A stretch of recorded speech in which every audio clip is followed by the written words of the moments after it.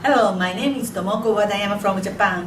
I'm nurse manager in Kyoto University Hospital. I would like to introduce my research on an experimental trial of educational program to encourage nurses in general to follow safety checking procedures in mechanical ventilator management. Safety checks are supposed to be done as fundamental procedures in patient safety. However, do we really know actual nursing safety checking behavior? There are 2 points in this study.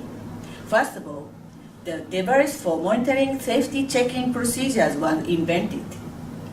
Nurses' behavior can be measured using these devices.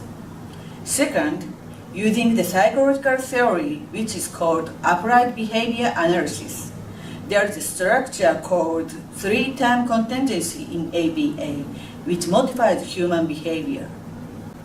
I developed the educational program to encourage nursing safety checking procedures on MV based on the ABA theory. There are 4 phases in this program. This educational program was implemented to 29 registered nurses who had experiences caring for the patient on MV. We can see the influence of the intervention on Group B in phase 3 and 4. The data feedback and nurse manager's intervention were significantly affected to nurses' safety checking procedures. I believe there are 3 keys for encourage safety checks.